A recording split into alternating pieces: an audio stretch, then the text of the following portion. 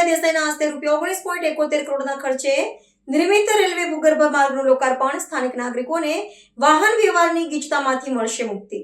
વાપી મહાનગરપાલિકા વિસ્તારમાં બલીઠા નજીક રાજ્યના નાણાં અને શહેરી વિકાસ મંત્રી શ્રી શેખનુભાઈ દેસાઈના વરદ હસ્તે ₹19.71 કરોડના ખર્ચે નવનિર્મિત રેલવે ભૂગર્ભ માર્ગનું વિધિવત લોકાર્પણ કરવામાં આવ્યું છે.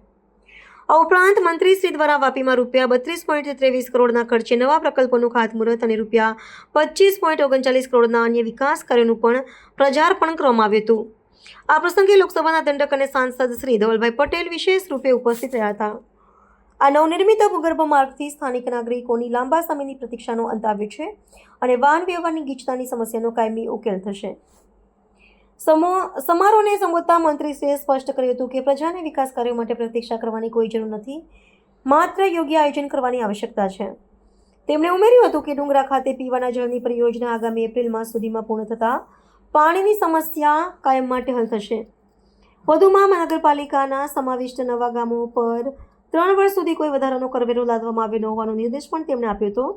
આ વેળાએ તત્કાલીન મુખ્યમંત્રી અને વર્તમાન વડાપ્રધાન દ્વારા પ્રારંભ કરાયેલી મુખ્યમંત્રી શહેરી વિકાસ યોજનાના 20 વર્ષ પૂર્ણ થવાના અવસરે રાજ્યના નગરોના વિકાસ માટે આ વર્ષે ફાળવવામાં આવેલા ₹34,000 કરોડના અંદાજપત્રની સરાહના કરવામાં આવી હતી.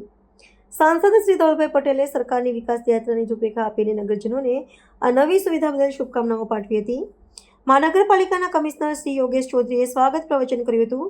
આ કાર્યક્રમમાં નાયબ કમિશનર, માર્ગ મકાન વિભાગના કાર્યપાલક ઇજનેર સહિતના પદાધિકારીઓ અને બહુ સંખ્યામાં નાગરિકો ઉપસ્થિત રહ્યા હતા.